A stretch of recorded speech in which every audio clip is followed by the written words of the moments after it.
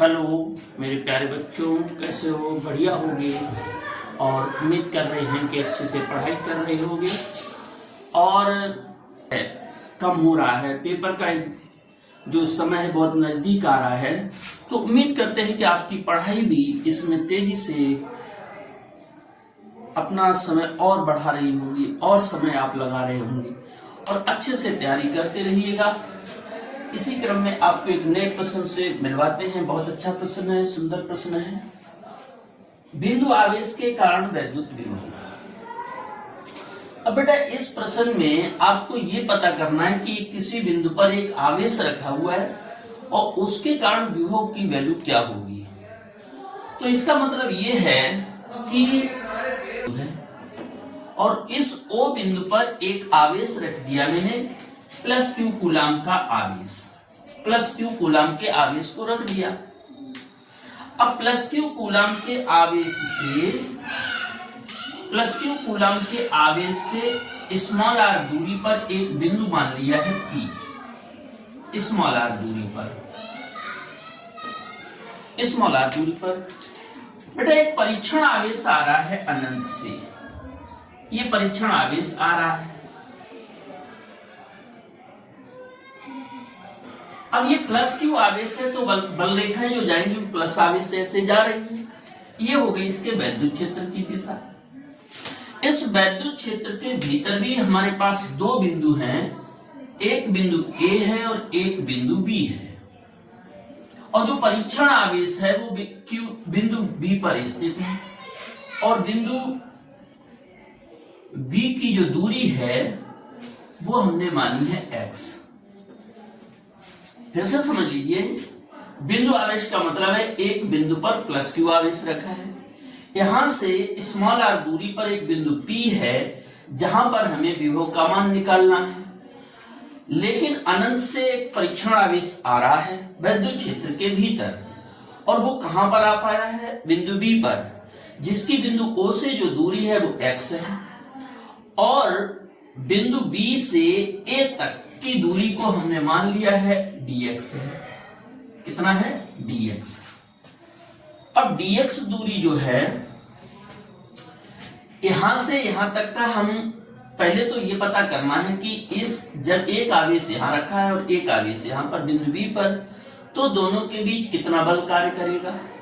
और कार्य जब पता चल जाएगा, बल चूंकि ये भी प्लस, तो बल की भी दिशा जो होगी वो प्रतिकर्षण बल के कारण बाहर की ओर वैद्युत क्षेत्र की दिशा में होगी।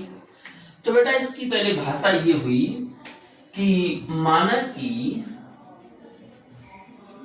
कि बिंदु O पर प्लस Q कूलाम का आवेश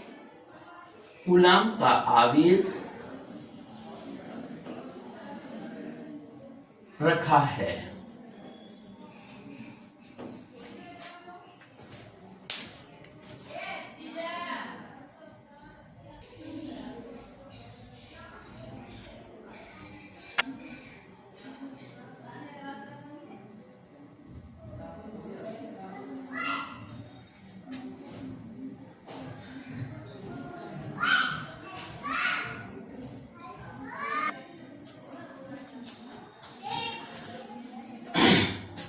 बिंदु O पर प्लस Q कूलाम का आवेश रखा है और यह ऐसे माध्यम में स्थित है जिसका परावैद्युतांक K है। परावैद्युतांक K है। O से R दूरी पर एक बिंदु P है जहां विभव ज्ञात करना है। O से x दूरी पर एक परीक्षण आवेश बिंदु बी पर रखा है। अब बेटा जब हमने ये पता कर लिया कि परीक्षण आवेश कहां रखा है, बिंदु बी पर, तो ऐसे कह देते हैं कूलाम के नियम से। अब बेटा पहले तो हमने ये पता किया कि इन दोनों के बीच में कितना बल कार्य किया, तो कार्य बल हो गया है F बराबर 1/4 पाई एप्सिलॉन 0 के। Q1 का काम ये कर रहा, Q2 का काम ये, Q2 बटे x स्क्वायर। परीक्षण आवेश को, ये बेटा जब बल लग रहा है, अब ये परीक्षण आवेश जाएगा इस दिशा में, कहां तक, a दूरी तक। तो परीक्षण आवेश Q0 को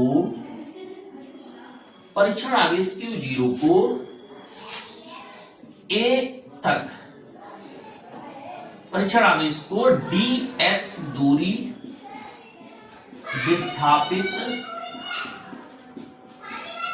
विस्थापित होने में किया गया कार्य। तो हमें जो कार्य निकालना है, तो कार्य बराबर होता है बल गुणे विस्थापन।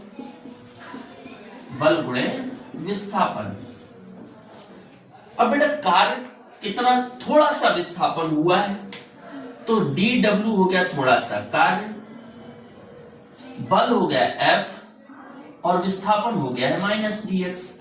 माइनस इसलिए ले रहे हैं कि ये विस्थापन, बल लग रहा है बाहर की ओर और विस्थापन हो रहा है अंदर की ओर।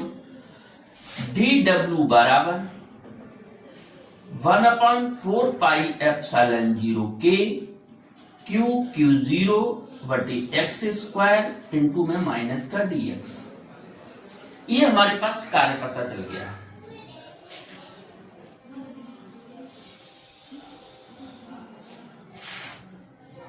परीक्षण आवेश को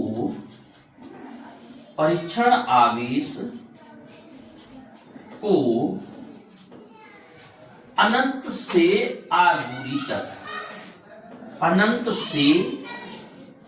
r दूरी तक लाने में किया गया कार्य। तो ये हो जाएगा W बराबर इंटीग्रेशन, इन्फिनिटिव से चले हैं r दूरी तक इंटू dw। अब बेटा इसके हिसाब से dw की वैल्यू लिख देते हैं, integration infinitive to r 1/4 pi epsilon 0 के Q0 बटे x स्क्वायर माइनस का dx।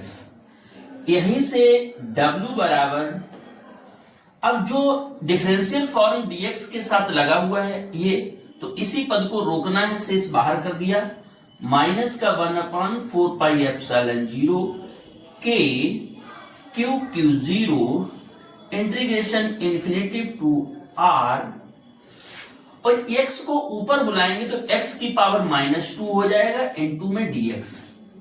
समाकलन करना है, क्या कह देंगे, समाकलन करने पर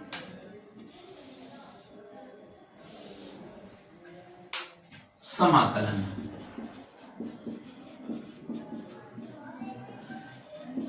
करने पर, अब बेटा सूत्र समाकलन का होता है इंटीग्रेशन x की पावर n dx बराबर x की पावर n+1 बटे n+1। जितना पावर होता है उसमें एक जोड़ा जाता है, जितना जोड़ेंगे उतना पावर बटे में आ जाएगा। तो ये हो जाएगा W बराबर -1/4 पाई एप्सिलॉन 0 के Q0 x की पावर -2 + 1 बटे -2 + 1 लिमिट हो जाएगी इंफिनिटी टू r।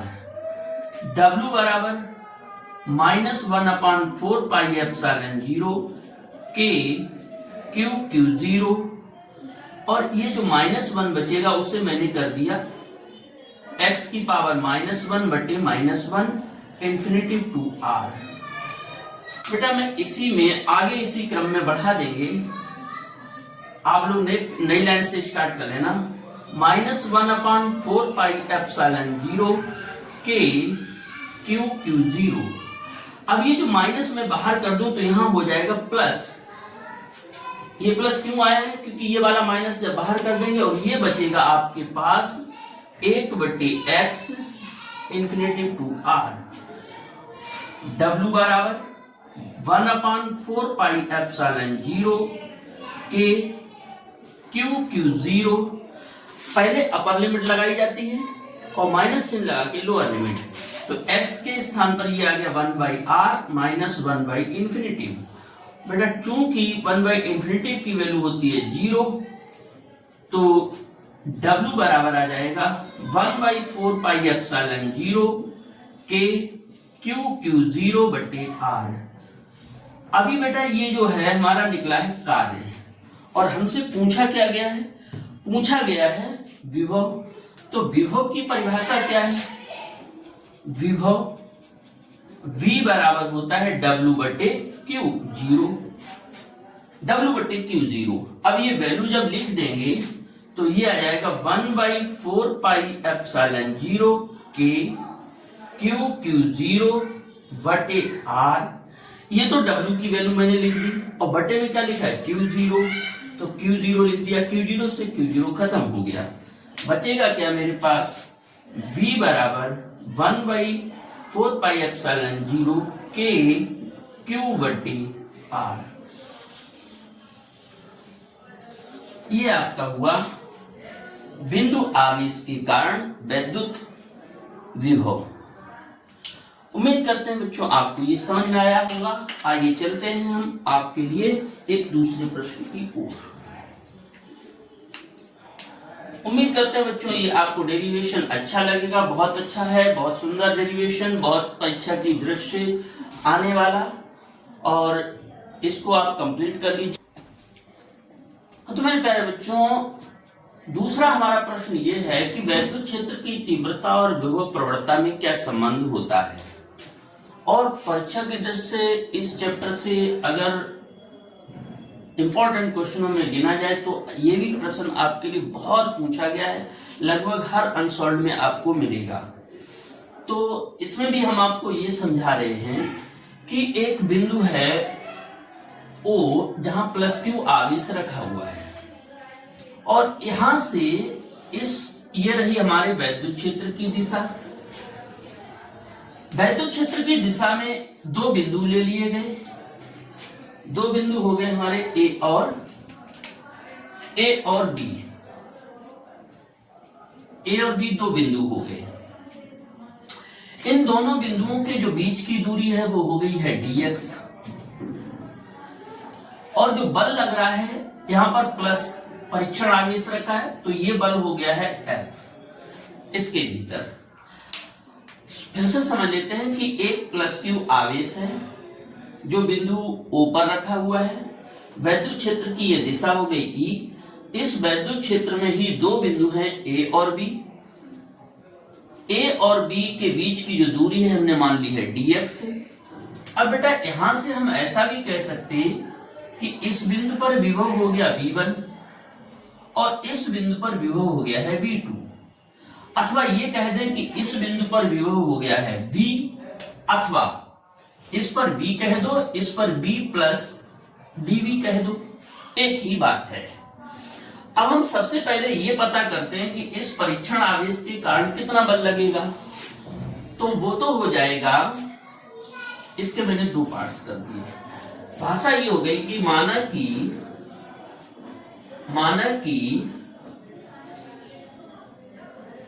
कि मूल बिंदु O पर प्लस क्यू आवेश रखा है, आवेश रखा है और वैद्युत क्षेत्र ई में दो बिंदु ए व बी है, जिनके बीच की दूरी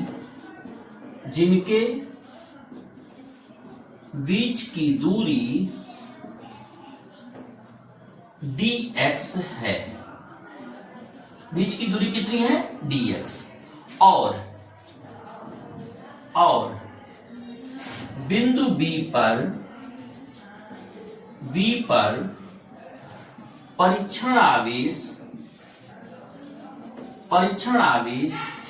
Q0 रखा है।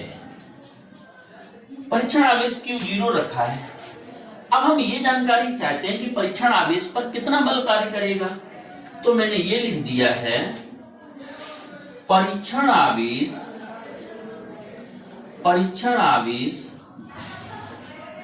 Q0 पर लगने वाला बल F बराबर हो जाएगा Q0E। परीक्षण आवेश पर लग रहा है वैद्युत क्षेत्र में, तो हो गया F बराबर Q0E।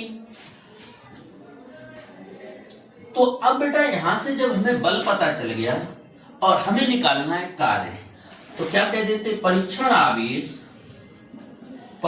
आवेश Q0 को V से A तक लाने में किया गया कार्य। तो बेटा जब हमें कार्य निकालना है और कार्य हो गया है, कार्य बराबर बल गुणे विस्थापन। कार्य हो गया है dw, बल लग रहा है F और विस्थापन हुआ है माइनस का dx। मैं आपको बेटा ये बता दूं कि ये माइनस चिन्ह हमेशा इस बार ले रहे कि जो वैद्युत बल है वो वैद्युत क्षेत्र की दिशा में कार्य कर रहा है, क्योंकि ये भी प्लस और ये भी प्लस, दोनों आवेश जब प्लस के हैं तो ये माइनस चिन्ह ले रहे हैं। और ये केवल दिशा शो कर रहा है कि बल वैद्युत क्षेत्र की दिशा में कार्य कर रहा है और परीक्षण आवेश अंदर की ओर जा रहा है, इसलिए बल की वैल्यू लिख देते हैं। dw बराबर बल हो गया है QE इंटू माइनस का dx। बेटा इसे हम लोग ऐसे कि dw बटे Q0 बराबर माइनस E इंटू dx। विभव की जो विभवांतर की परिभाषा है, विभवांतर होता है dv बराबर dw अपॉन Q0, यानी कि एक बिंदु से दूसरे बिंदु तक ले जाने में जो कार्य हो रहा है परीक्षण आवेश पर, वो विभवांतर है। तो इसे हम लिख सकते हैं dv बराबर माइनस E इंटू dx, और इसे भेज देंगे E बराबर लिखेंगे तो माइनस का dv बटे dx हो जाएगा। यहां dv बटे dx क्या कहलाता? दूरी बदलने से अगर विभव बदल रहा है, बदलता ही है, जैसे जैसे तार में वोल्टेज आगे बढ़ता है मान उसका घटता चला जाता है। dv क्या है? वोल्टेज में हुई गिरावट, कितनी? dx दूरी तक तय करने पर, तो इसे कहते हैं विभव प्रवणता।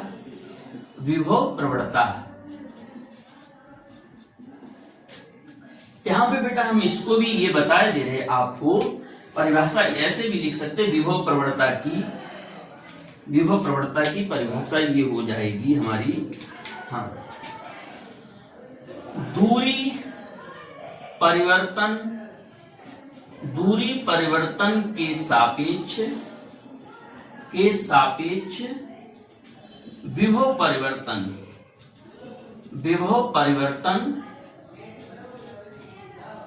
की दर दर को विभव प्रवणता कहते हैं। यानी विभव प्रवणता बराबर माइनस dv अपॉन dx।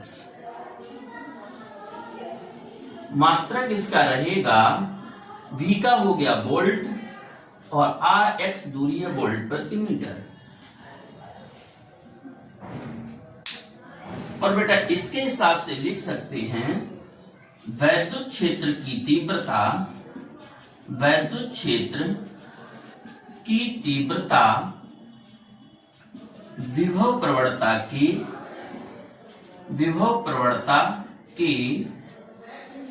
ऋणात्मक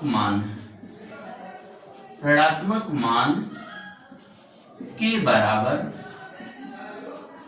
होती है। इस प्रकार बेटा ये बहुत ही सुंदर बढ़िया अच्छा डेरिवेशन आपके लिए हम लेके आए। बहुत उम्मीद करते हैं कि आप इसको कंप्लीट करेंगे और जहां तक मेरा अनुमान है कि ये परीक्षा में यूं ही समझिए, इसको नहीं पढ़ा तो इस चैप्टर से आपने कुछ भी नहीं पढ़ा, कुछ भी आपकी तैयारी नहीं है। इसको पढ़ डालिए, रट डालिए और मस्ती से सर्दी काट डालिए। धन्यवाद।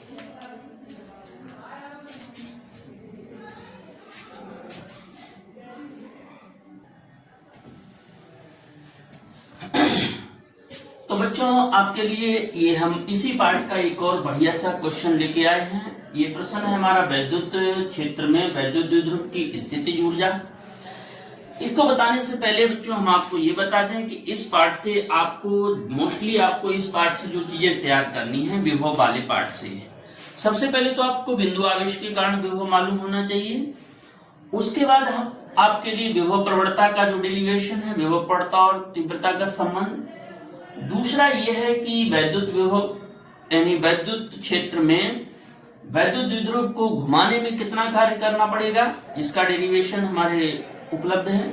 और इसके बाद एक और है कि वैद्युत द्विध्रुव की स्थितिज ऊर्जा क्या होगी। इसमें उस स्थिति को बताया गया है कि वैद्युत द्विध्रुव कहीं अनंत पे रखा है और उस वैद्युत द्विध्रुव को वैद्युत क्षेत्र के भीतर लेके आना है। तो बेटा ऐसे इसका मतलब ये हुआ कि ये बेटा मान लिया मैंने वैद्युत क्षेत्र है, वैद्युत क्षेत्र, और एक कहीं अनंत पर रखा हुआ है एक वैद्युत द्विध्रुव। और बेटा आपको अगर नहीं मालूम तो मालूम होना चाहिए क्योंकि समय बहुत ज्यादा नहीं है। जो वैद्युत ये जो स्थिति है स्थितिज ऊर्जा, वो ये कह रहा है कि जो वैद्युत द्विध्रुव आ रहा है वो जिस दिशा में वैद्युत क्षेत्र लग रहा है उसी दिशा में वैद्युत द्विध्रुव आघूर्ण भी लग रहा है। और बेटा आघूर्ण की जो दिशा होती है वो प्लस चार्ज से माइनस चार्ज की ओर रहती है। इसका मतलब बल रेखाएं कैसी जाती हैं, प्लस से माइनस की ओर। यानी जिस दिशा में वैद्युत बल रेखा इधर जा रही तो उसके द्विध्रुव आघूर्ण की दिशा भी क्षेत्र की दिशा में रहनी चाहिए। अब ऐसा तभी संभव है कि जो वैद्युत द्विध्रुव है, जो हमारा वैद्युत द्विध्रुव है ये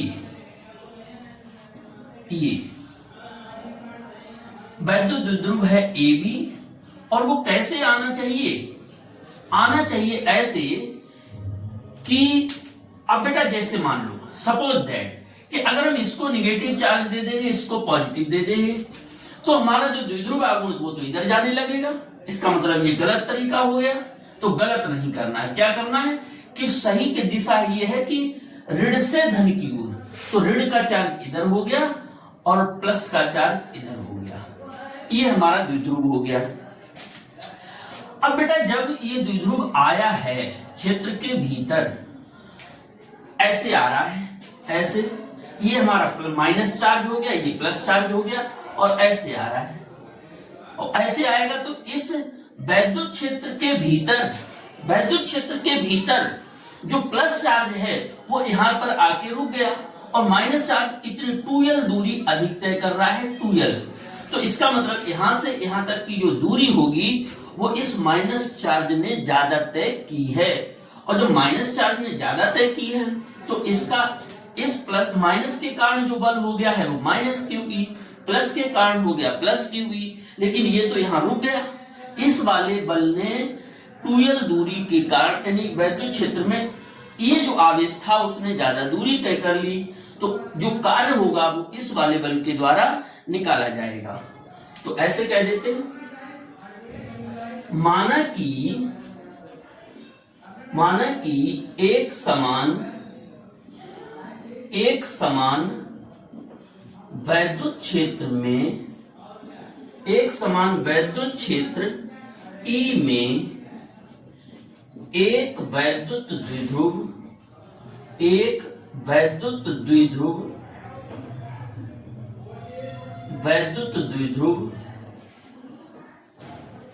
अनंत से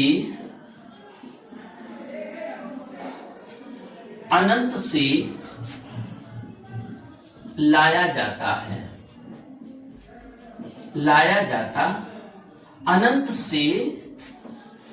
अनंत से इस प्रकार लाया जाता है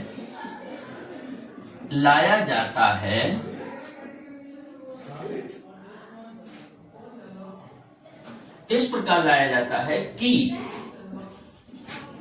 द्विध्रुव आघूर्ण की दिशा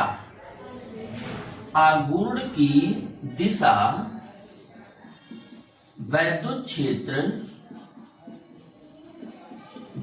क्षेत्र की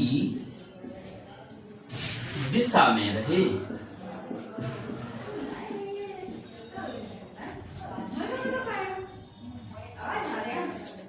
वैद्युत क्षेत्र की दिशा क्या होती है? वैद्युत द्विध्रुव ऋण चार्ज से, ऋण आवेश से प्लस आवेश की ओर, जो वैद्युत द्विध्रुव आघूर्ण की यानी द्विध्रुव आघूर्ण की जो दिशा है वो वैद्युत क्षेत्र की दिशा में रहनी चाहिए, और द्विध्रुव की दिशा होती है ऋण से प्लस की ओर। अब बेटा इस स्थिति में अतः वैद्युत क्षेत्र में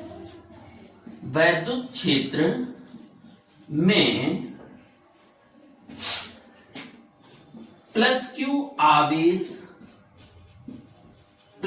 आवेश का बल प्लस क्यू ई व माइनस क्यू आवेश का बल माइनस क्यू ई है। यानी माइनस क्यू ई जो बल है, अब क्या कह रहा है, चूंकि माइनस क्यू आवेश वैद्युत क्षेत्र में 2l दूरी अधिक तय करता है। अतः माइनस क्यू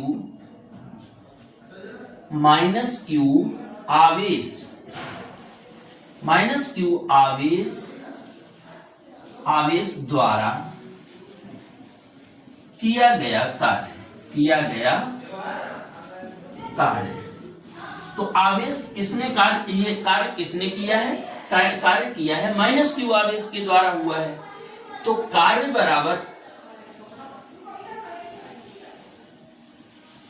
बराबर हो जाएगा बल गुणे विस्थापन। कार्य हुआ है dw, बल लगा है F और विस्थापन हुआ है 2l।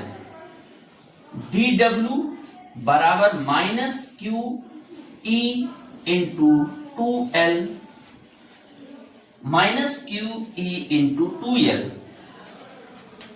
चूंकि हमें ये भी पता है कि जो P होता है वो Q इंटू 2l के बराबर है, तो जो dw हुआ कार्य उसे कहेंगे माइनस पीई, और कह देंगे यह कार्य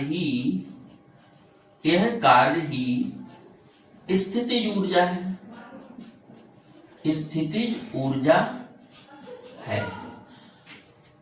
U0 बराबर माइनस पीई, U0 बराबर माइनस पीई। बेटा ये भी आप ध्यान रखिएगा, एक नंबर में ऑप्शन में आ जाता है स्थायी संतुलन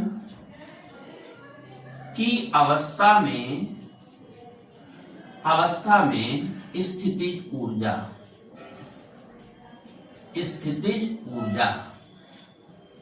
ये हो गई स्थायी संतुलन की अवस्था में स्थित।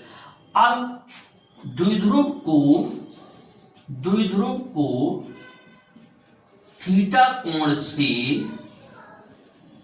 कोण से घुमाने में किया गया कार्य। तो बेटा टोटल कार्य अगर हम निकालेंगे, वो तो हमें मालूम है पहले से पिछले डेरिवेशन में, W बराबर PE bracket 1 minus cos theta. ये कार्य हुआ है थीटा कोण से घुमाने में, तो कुल स्थितिज ऊर्जा क्या हो जाएगी? कुल स्थितिज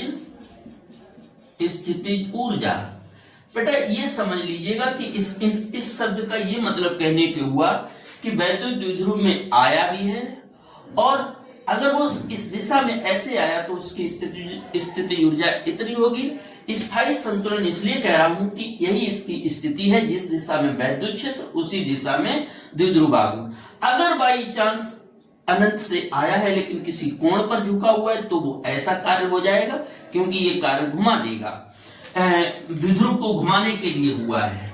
और टोटल स्थितिज ऊर्जा हो जाएगी U0 प्लस W के बराबर। U0 की वैल्यू है माइनस पीई प्लस, अब इसका अंदर अगर गुणा कर देंगे तो हो जाएगा PE minus PE cos theta, और ये दोनों कट जाएंगे तो U बराबर आ जाएगा माइनस का पीई कॉस थीटा, माइनस का पीई कॉस थीटा। यहां से बेटा हम ये भी आपको यहां कंडीशन, 3 कंडीशन है, अगर समझ लेते हैं। पहली कंडीशन ये है कि थीटा इज इक्वल टू 0 अगर है, थीटा इज इक्वल टू 0, तो स्थायी संतुलन की स्थितिज ऊर्जा कहलाएगी माइनस पीई के बराबर, क्योंकि cos 0 इज इक्वल टू होता है 1। नंबर 2 स्थिति ये है, थीटा इज इक्वल टू अगर 90 डिग्री है और cos 90 का जो मान है वो होता है 0, तो U बराबर हो जाएगा U 90 के लिए किया गया कार्य कितना हो गया? 0। और तीसरी कंडीशन ये है, theta is equal to 180 degree अगर है, cos 180 का मान होता है माइनस का 1, तो ये हो जाएगा U 180 बराबर प्लस QE। और इसी को अगर हम ये कह दें कि 180 डिग्री, अगर बेटा यहां से अगर ये कह दें कि 180 डिग्री से घुमाने में किया गया कार्य, तो हो जाएगा आपका डेल्टा U बराबर पीई माइनस पीई, तो ये डेल्टा U 180 के लिए हो जाएगा 2PE के बराबर। उम्मीद करते हैं बच्चों कि आपके लिए ये डेरिवेशन समझ में आया होगा। बहुत अच्छा है, बहुत सुंदर डेरिवेशन आपके लिए लेके आए। 2025 की परीक्षा सीरीज, जो परीक्षा में इंपॉर्टेंट क्वेश्चंस हैं उनके लिए ये प्रश्न आपके एग्जाम की दृष्टि से बहुत ही अच्छा है, और उम्मीद करते हैं आपको समझ में आया होगा।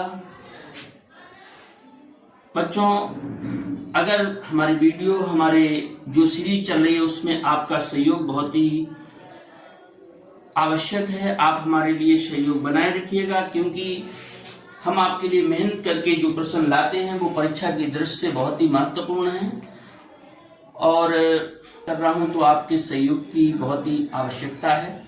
उम्मीद करते हैं कि आप अपना सहयोग बनाए रखेंगे और हमारे वीडियो को लाइक, शेयर और सब्सक्राइब करते रहिए।